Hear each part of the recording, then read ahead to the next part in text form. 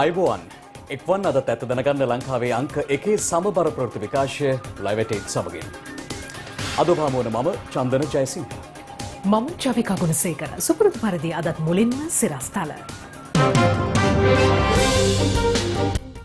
ප්‍රජාතන්ත්‍රවාදීව තේරීපත් වූ ආණ්ඩුවට සහායවීම එක්සත් ජාතීන්ගේ වගකීම බව ජනපති මහා මණ්ඩල සමුළුව අමතමින් පවසයි. අන්තවාදීන් ගැන පරීක්ෂණ නොකරන්නේයි මෛත්‍රී බලපෑම් කළ බව ඔහු ඉදිරිපිටම පූජිත් පවසයි. හේමසිරිට හා පූජිත්ට එරෙහිව සිදු කළ පරීක්ෂණ අවසන්. CID අධිකරණයට දන්වයි. 20ට එරෙහිව අද පෙත්සම් 5ක් අධිකරණයට. පොලිසියෙන් ඉවත් කළ රාජකාරිය. පොලිසිය ඉල්ලන්නේ ෆයිල් උසා යන්නද? පොලිසිය දෙන්න ෆයිල් උසා යලා බෑග් උසා යන්න. බන්ටිගේ සමීපතමින් 4 දෙනෙක් කොටුවේ. දවසකට කොච්චරක් ග්‍රෑම් විකුණුවද? ග්‍රෑම් දෙකක් තුනක් තමයි එන්නේ. ඒක ගෙනල්ලා දවස් කීයක් විකුණනවද? දවස් 5ක්. ප්‍රජාතන්ත්‍රවාදීව තේරීපත් වූ ආණ්ඩුවලට සහායවීම එක්සත් ජාතීන්ගේ වගකීම බව ජනාධිපති ගෝඨාභය රාජපක්ෂ මහතා පවසනවා. ජනාධිපතිතුමන් මේ බව අද ප්‍රකාශ කළේ වීඩියෝ තාක්ෂණය ඔස්සේ එක්සත් ජාතීන්ගේ මහා මණ්ඩල සැසිවාරය අමතමින්. එක්සත් ජාතීන්ගේ මහා මණ්ඩලයේ 75 වන සැසියේ රාජ්‍ය නායක සමුළුව ශ්‍රී ලංකා වේලාවෙන් ඊයේ රාත්‍රී 9ට පමණ නිව්යෝක් නුවර එක්සත් ජාතීන්ගේ මූලස්ථානයේ කේන්ද්‍ර කරගනිමින් වීඩියෝ තාක්ෂණයේ භාවිත කරමින් ආරම්භ කළා. මෙවර සමුළුවේ තේමාව වන්නේ අපට අවශ්‍ය අනාගතය, අපට අවශ්‍ය එක්සත් ජාතීන් බහුපාර්ශ්විකත්වය සඳහා අපේ සාමූහික කැපවීම යළිත් තහවුරු කිරීම යන්නයි. ශ්‍රී ලංකා වේලාවෙන් අද අලුයම 4:45ට පමණ ජනාධිපති ගෝඨාභය රාජපක්ෂ මහතා සමුළුව අමතනු ලැබුවා. Sri Lanka remains deeply committed to addressing drug-related socio-economic issues. මද්‍රව්‍ය ආශ්‍රිත සමාජ ආර්ථික ගැටලු විසඳීමට ශ්‍රී ලංකාව දැඩි කැපවීමකින් ක්‍රියා කරන අතර ශ්‍රී ලංකාව මද්‍රව්‍ය වලින් තොර රටක් බවට පත් කිරීමත් තම අවශ්‍යතාව බව ජනාධිපතිතුමා මෙහිදී සඳහන් කළා. නීති විරෝධී මද්‍රව්‍ය නිෂ්පාදනය සහ ජාවාරමේ නිරත අන්තර්ජාතික අපරාධ කණ්ඩායම් පිළිබඳව ශ්‍රී ලංකාව දැඩි විමසිල්ලෙන් පසුවන බවද ජනාධිපතිතුමා මෙහිදී ප්‍රකාශ කළා. මද්‍රව්‍ය ඕදුර තුරන් කර සුරක්ෂිත රටක් නිර්මාණය කිරීමේ අරමුණින් ජනාධිපති කාර්ය සාධක බලකායක් ස්ථාපනය කළ අතර එය ප්‍රශංසනීය ප්‍රතිඵල අත්කරගෙන ඇතැයි ජනාධිපතිතුමා මෙහිදී පෙන්වා දුන්නා. දශක 3කට ආසන්න කාලයක් බෙදුම්වාදය හා ප්‍රජාතන්ත්‍රවාදය අත්විඳි ශ්‍රී ලංකාව දේශීය හෝ අන්තර්ජාතික හෝ සියලු ආකාරයේ ත්‍රස්තවාදී ක්‍රියා තරයේ හෙලා දකින බවත් ජනාධිපතිතුමා මෙහිදී ප්‍රකාශ කළා. ශ්‍රී ලංකා භූමියෙන් ත්‍රස්තවාදයේ තුරන් කළද කුරිරු මතවාදය ප්‍රචලිත කරමින් හා පදනම් විරහිත අසත්‍ය ප්‍රචාර ගෙන යමින් ත්‍රස්තවාදී සංවිධානයේ අන්තර්ජාතික ජාලයේ තවමත් ක්‍රියාත්මකව ඇතැයි පෙන්වා දුන් ජනාධිපතිතුමා විවිධ දුර්මත සහ ප්‍රකාශ තුළින් ප්‍රචණ්ඩ දෘෂ්ටිවාදයේ අකණ්ඩව පවත්වාගෙන යන මේ ජාත්‍යන්තර ජාලයේ ක්‍රියාකාරකම් කිසිදු රාජ්‍යයක් නොයවසනු ඇතැයි අපේක්ෂා කරන බවද ප්‍රකාශ කළා. පටු දේශපාලනික ප්‍රේරණ නොතකා ත්‍රස්තවාදයට එරෙහිව සටන් කිරීමට ලෝක ප්‍රජාව ශ්‍රී ලංකාව සමග සහයෝගයෙන් නැගී සිටිය යුතු බවත් ජනාධිපතිතුමා මෙහිදී අවධාරණය කර තිබෙනවා. The theme of this year's general debate මෙවර මහා මණ්ඩල සැසිවාරයේ තේමාව COVID-19 හි බලපෑම අවම කිරීම සඳහා ජාතික දේශසීමා අතර සහයෝගීතාවයේ වැදගත්කම පිළිඹු කරයි. COVID-19 ගෝලීය මානුෂීය ප්‍රතිචාර සැලැස්ම සහ COVID-19 ප්‍රතිචාර සහ ප්‍රතිසාධන අරමුදල පිහිටුවීම ඇතුළු අභියෝගයට ප්‍රතිචාර ලෙස එක්සත් ජාතීන් ගන්නා මේ ව්‍යායාමය අගය කළ යුතුයි. වැඩි දියුණු කළ පසු මූලික සෞඛ්‍ය පහසුකමක් ලෙස නම් කළ යුතු COVID-19 එන්නත සියලු දෙනාට ගත හැකි එන්නතක් වනු ඇති බව සහතික කිරීම ලෝක සෞඛ්‍ය සංවිධානයේ වගකීමක්. ජනාධිපතිතුමා සමුළුව අමතමින් ප්‍රකාශ කළා. රාජ්‍යන්ගේ ස්වෛරී භාවය බෞද්ධ අඛණ්ඩතාවය ආරක්ෂා කරන සහ එම රාජ්‍යන්ගේ අභ්‍යන්තර කටයුතු වලට මැදිහත් නොවීම අගයන එක්සත් ජාතීන්ගේ ප්‍රඥප්තියේ වැදගත්කම අවධාරණය කරන බවත් සිය දේශනය අවසන් කරමින් ජනාධිපතිතුමා වැඩිදුරටත් සඳහන් කළා. and non-interference in their domestic affairs. Thank you.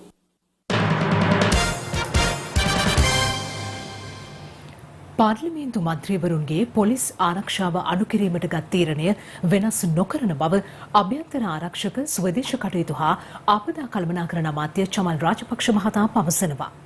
අද පාර්ලිමේන්තුවේදී විපක්ෂයෙන් මත වූ ප්‍රශ්නයකට පිළිතුරු දෙමින් අමාත්‍යවරයා මේ බව සඳහන් කළා. මේ අතර කෝප් කමිටුව මාන්දියට විවෘත නොකිරීමට ගෙන ඇතැයි කියන තීරණයක් සම්බන්ධයෙන්ද අද පාර්ලිමේන්තුවේදී සංවාදාත්මක තත්ත්වයක් ඇති වුණා. කෝප් කමිටුවේ මෙතෙක් ආපු සම්ප්‍රදාය තමයි ඒක මාධ්‍යයට විවෘත කරලා තියෙනවා. දැන් ඒක මේ ඩිලේ එකකට යන්න වගේ එකක් නිකන් දැනෙනවා එහෙම එකක්. අනිත් එක බය වෙන්න දෙයක් නැහැනේ. බෞගේ ආණ්ඩුව කාලේ කොළඹ ආතේ කුරුඳුවත්තේ ටයිකෝට් කාර්යය හොරකම් කරලා තියෙනවා නම් බඩු එළියට දාන්න. ඒකින්ද ඒ ලයිව් එක යන්න දෙන්න. මේ සියලු සමිති කෝපා බාධ්‍යයට විවෘත කරන්න කියලා ඒක අනුමත වුණා. ඒක පාර්ලිමේන්තුවේ අනුමත වුණා.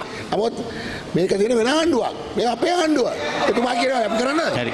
අපි ගත්ත තීන්දුව තමයි අපි දැක්කා 2015 ඉඳලා සජීව මාධ්‍යයට දීලා මේක පාවිච්චි කරුවේ හිටපු ජනාධිපතිතුමාටයි හිටපු ඇමතිතුන්ටයි පහර දෙන්න. ඒ විතරක් නෙමෙයි නිලධාරීන්ගේ ගෙනල්ලා තමන්ගේ බලය පාවිච්චි කරලා තමන්ගේ දේශපාලන න්‍යාය සහ දේශපාලන ඉලක්ක වලට පාවිච්චි කරන්න තමයි ඒක පාවිච්චි කරන්නේ. 3න් 2 බලයක් දීලා මේ රටේ ජනතාව එක ප්‍රතික්ෂේප කරුවා. ඒ නිසා ඒක ප්‍රතික්ෂේප කරපු එක අපි නැවත වාරයක් මේක ආරම්භ කරන්න බලාපොරොත්තු වෙන්නේ නැහැ. මේ තීන්දුව ගන්න ඕනේ ආණ්ඩු පක්ෂයේ සංවිධායක නෙමෙයි.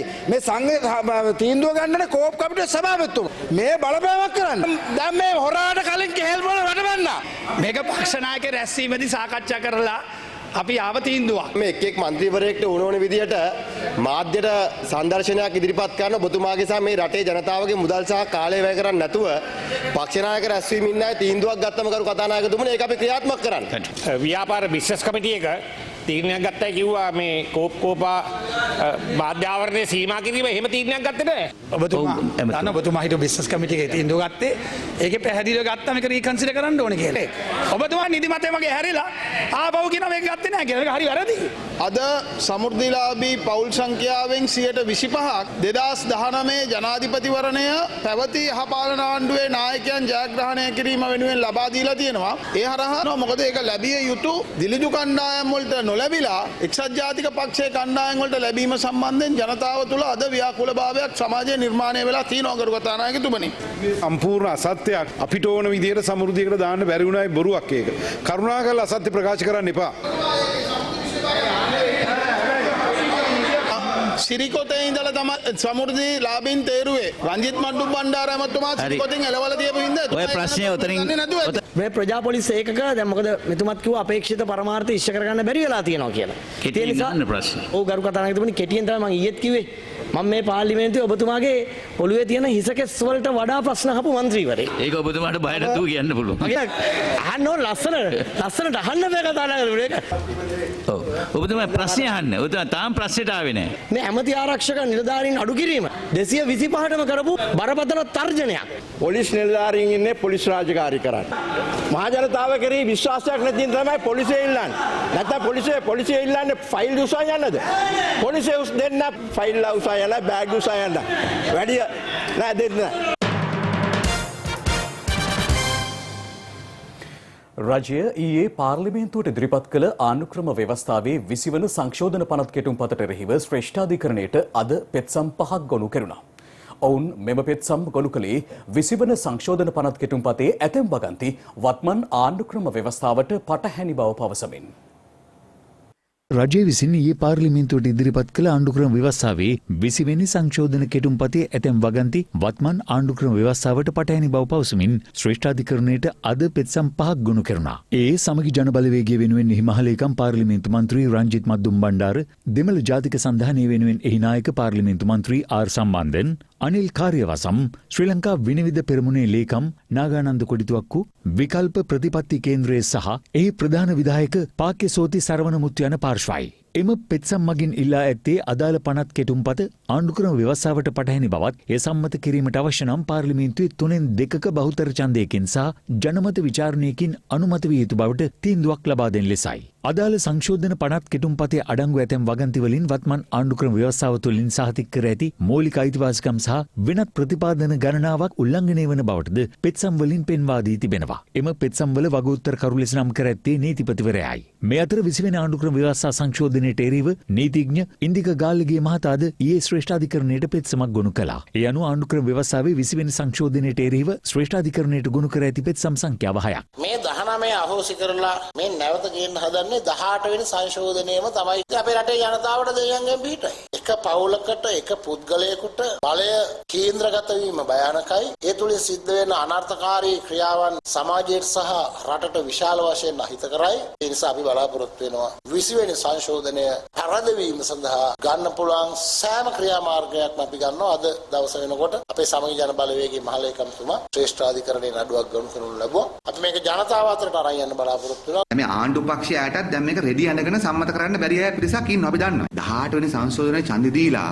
අවුරුදු 2කට 3කට පස්සේ සමහර ඇමතිවරු තමන් ගත්ත තීරණයට සාප කර බව අපි හොඳටම දන්නවනේ. අපිට හම්බෙලා තියෙනවා ඇමතිවරු. එයා දැනුත් ඉන්නවා. එයා බාට ඡන්ද දෙනවා. ව්‍යවස්ථා සංශෝධනයේදී උසාවිය බල අධිකරණය බලන්නේ ඒක සම්මත කර ගැනීම සඳහා පාර්ලිමේන්තුවේ සරල බහුතරයයි ප්‍රමාණවත් නැත්නම් 3න් 2ක් අවශ්‍යද නැත්නම් ජනමත විචාරණයක් අවශ්‍ය ඔච්චරයි බලන්න.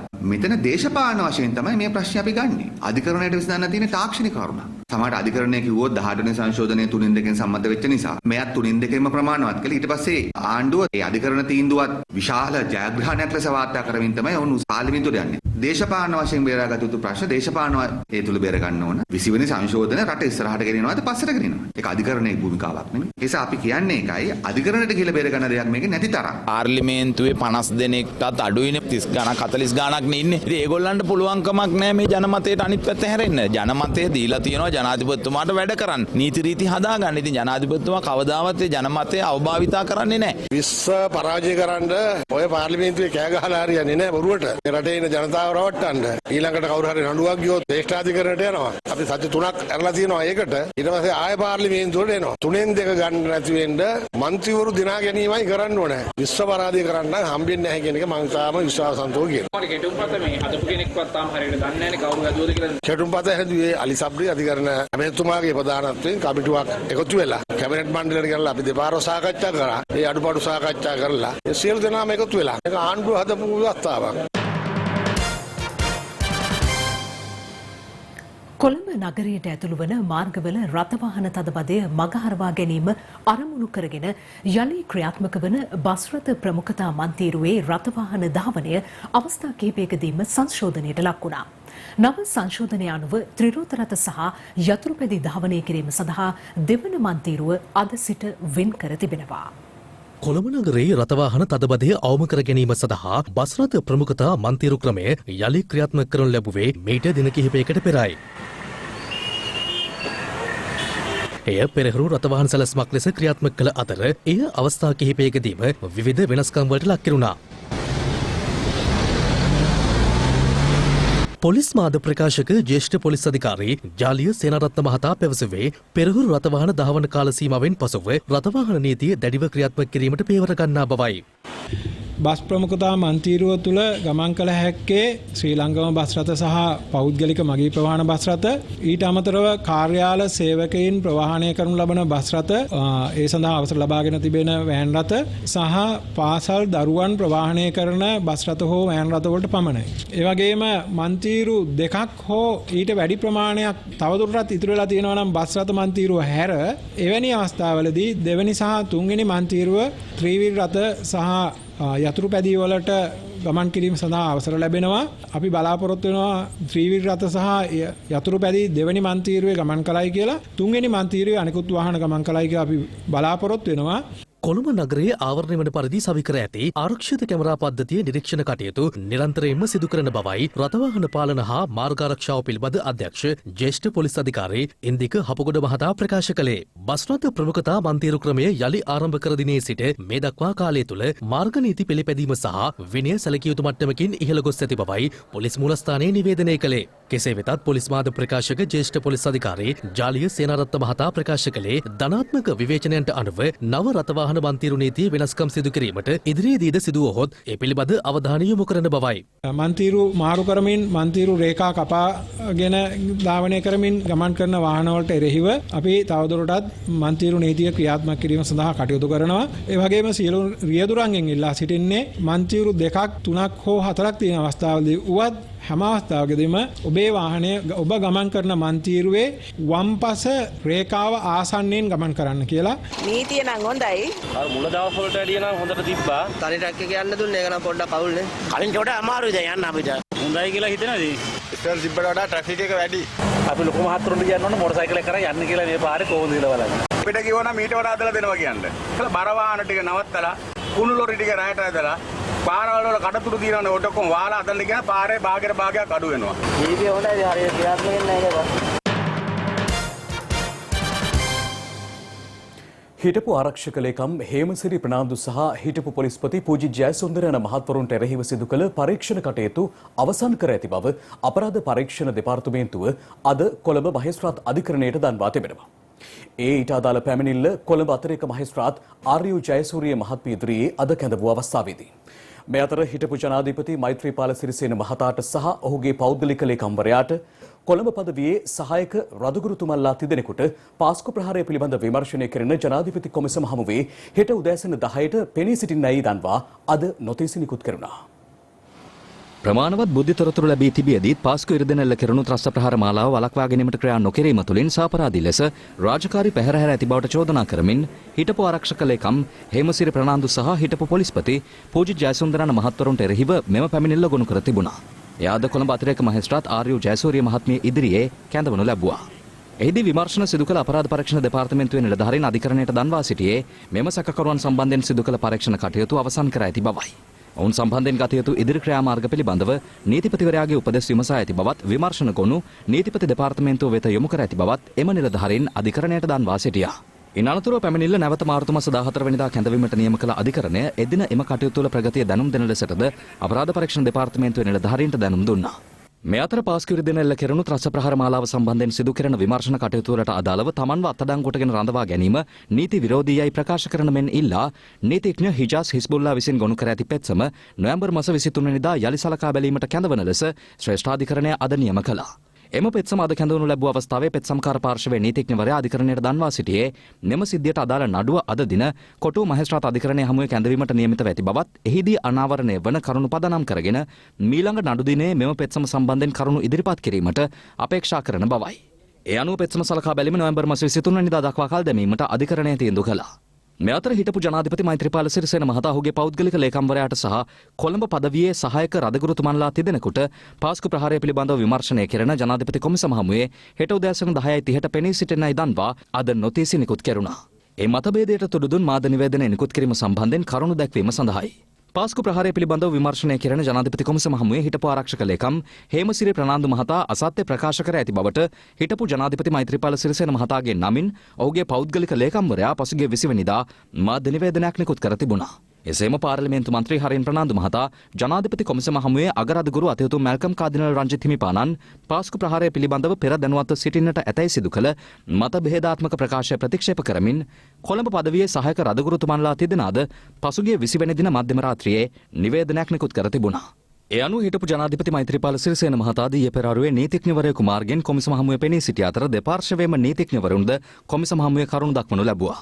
මෙහිදී පාර්ශව සියල්ල විසින් දැක්වූ කරුණු කෙරෙහි අවධානය යොමු කළ කොමිෂන් සභාවේ සභාපතිවරයා දන්වා සිටියේ අදාළ නීතිමය ප්‍රතිපාදන පිළිබඳව අධ්‍යයනය කර මේ සම්බන්ධයෙන් වන තීන්දුව අද දින ලබා දෙන බවයි. ඒ අනුව අද පෙරහරුවේ රැස් වූ ජනාධිපති කොමිසමේ සභාපතිවරයා සඳහන් කළේ මෙම සිදුවීම සම්බන්ධයෙන් නියෝගයක් ලබා දීමට පෙර මතභේදාත්මක මාධ්‍ය නිවේදනය නිකුත් කළ හිටපු ජනාධිපතිවරයාගේ පෞද්ගලික ලේකම්වරයා සහ කොළඹ පදවියේ සහායක රදගුරුතුමන්ලාගෙන් කරුණු විමසීමක් සිදු කළ යුතු බවයි. ඒ අනුව හිටපු ජනාධිපතිවරයාගේ පෞද්ගලික ලේකම්වරයාට සහ කොළඹ අගරාධගුරු පදවියේ සහායක රදගුරුතුමන්ලාට අද පසරු 2ට නීතිඥවරයෙකු මාර්ගයෙන් හෝ පෞද්ගලිකව ජනාධිපති කොමිසම හමුවේ පෙනී සිටින ලෙස කොමිසමේ සභාපතිවරයා නොතීසි නිකුත් කළා. එම නියෝගය පරිදි හිටපු ජනාධිපති මෛත්‍රීපාල සිරිසේන මහතාගේ පුද්ගලික ලේකම් සමීරද සිල්වා සහ ඔහු වෙනුවෙන් පෙනී සිටින ජනාධිපති නීතිඥ මෛත්‍රී ගුණරත්න මහතා පස්වරු 2ට පමණ කොමිසමට පැමිණියා. කෙසේ වෙතත් කොළඹ අගරාධගුරු පදවියේ සහායක රදගුරුතුමන්ලා අද දිනේ කොමිසම හමුවේ පෙනී නොසිටි අතර ඔවුන් වෙනුවෙන් නීතිඥවරයෙකු කොමිසම හමුවේ පෙනී සිටියා. මෙහිදී දෙපාර්ශ්වයටම කරුණු දැක්වීම සිදු කරන ලෙස කොමිසමේ සභාපති විනිසුරුවරයා දැනුම් දුන්නා. දිගින් දිගටම මාධ්‍යයේ සඳහන් වූ මේ කරුණ පිළිබඳ හිටපු ජනාධිපතිතුමාට විශාල අහිතකර ප්‍රතිචාරයක් ලැබුණා. මෙම කොමිසමේ බලයට හෝ කිසිදු සාක්ෂිකරුවෙකුට තර්ජනයක් කරන අදහසකින් නොවේ මෙම නිවේදනය කළේ. එමගින් කොමිසම යම් අපහසුතාවයකට පත් වුණා නම් අපි සමාවායද සිටිනවා. ඒ වගේම ස්වාමීනි අපි ඊයේම මෛත්‍රීපාල සිරිසේන මහතාගේ Facebook පිටුවේ එම නිවේදනය එතුමාගේ උපදෙස් මත ඉවත් කළා. මේ සමීරද සිල්වා මහත්මයා කළේ තමන්ගේ හාම්පුතාව ආරක්ෂා කරන්න පමණයි.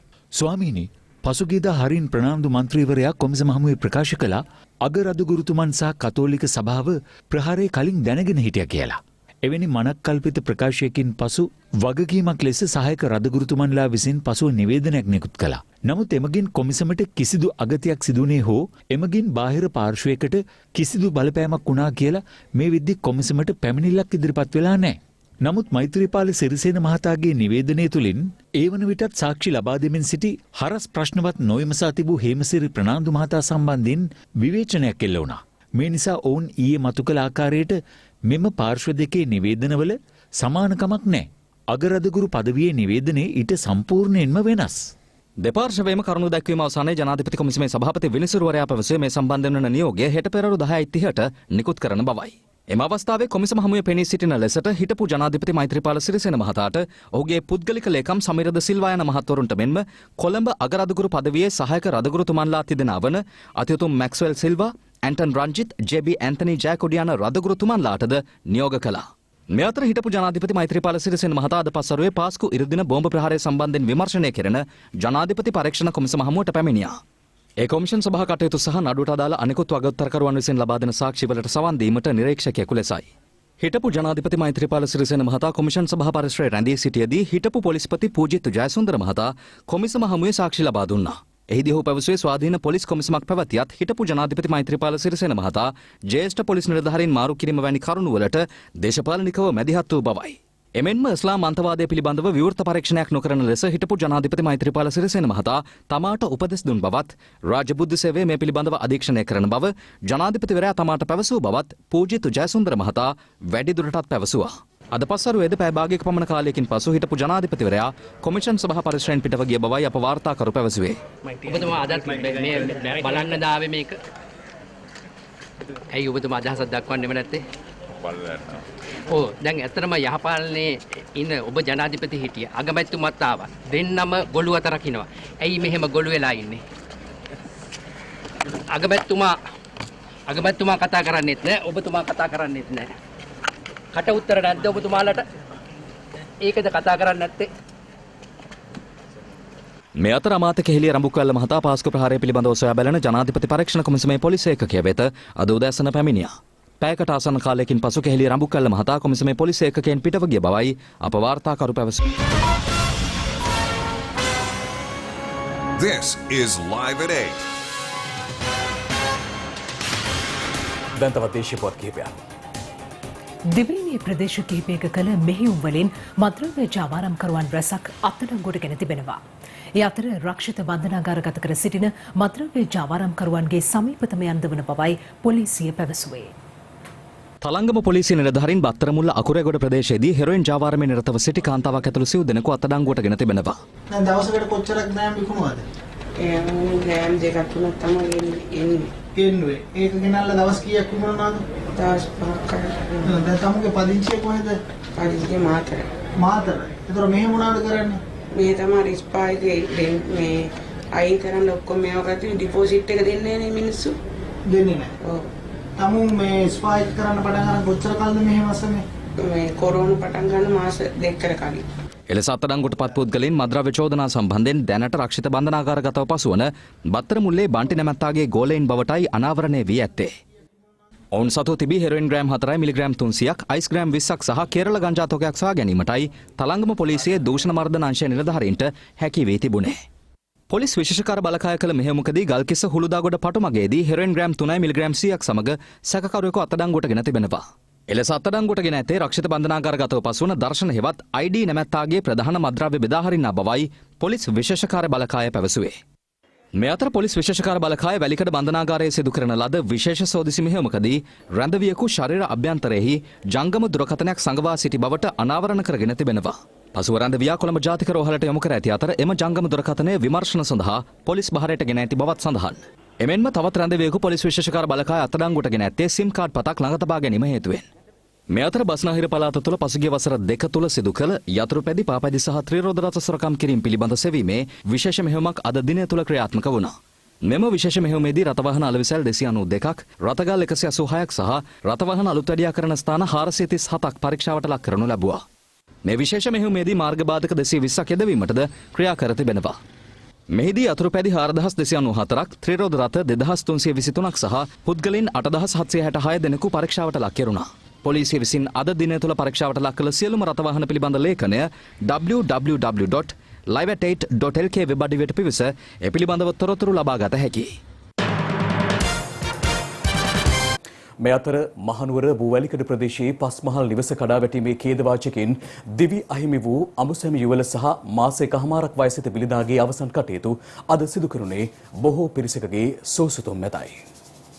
මහනුවර බූවැලිකඩ සංගමිත්තාමාවතී පස්මහල් නිවස ඊට පහලින් පිහිටි කුඩා හෝටලයක් සහිත නිවසකට කඩා වැටුනේ පසුගිය ඉරිදායි.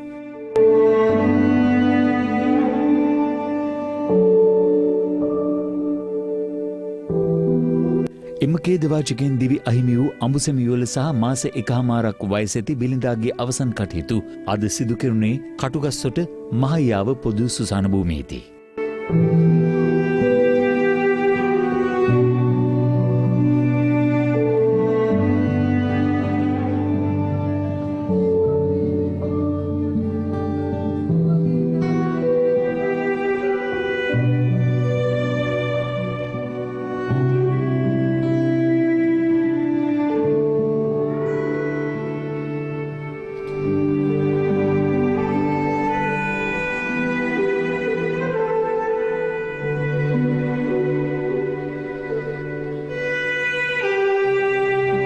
ජීවිතක්ෂයට පත් වූ චමින්ද ප්‍රසාද්ගේ වැඩිමහල් සොයුරා අද එංගලන්තයේ සිට අවමංගල්‍යයට සහභාගී වීම සඳහා මෙරටට පැමිණි අතර නිරෝධායනයට රැගෙන යන අතරතුර ඔහු සුසාන භූමිය වෙත පැමිණියා.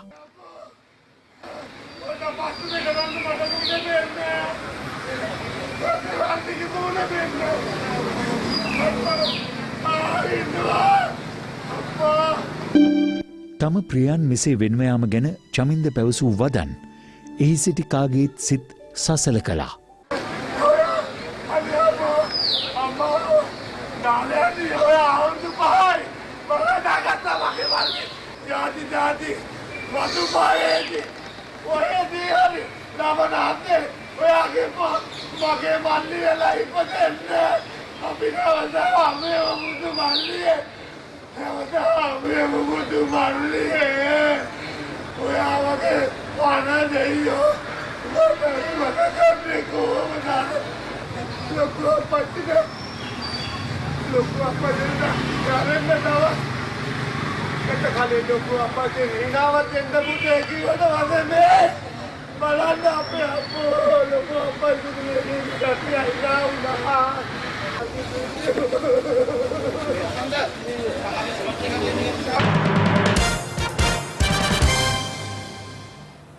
දැන් රට වටින් අටට. රට වටින් අටට. ඇල්ල වැල්ලවායි ප්‍රධාන මාර්ගයේ පිහිටි ඉන්ධන පෙරෝම්හලකදී ඉන්ධන ලබා ගැනීමට පැමිණි ත්‍රිරෝධ රථයක් හදිසි ගිනි ගැනීමකට ලක්ව තිබෙනවා. ඒ අවස්ථාවේ ඉන්ධන පෙරෝම්හලේ සේවකයන් විසින් කඩිනමින් ගින්න පාලනය කිරීමට පියවර ගත්තා. මාතලේදී සිදු කළ සෝදිසි මෙහෙයුමකදී අනාරක්ෂිත ලෙස බීමතින් ගමන් කළ යතුරු පැදියක් නවත්වන ලෙසට සංඥා කළද පොලිස් අන නොතකා ධාවනය කර තිබෙනවා.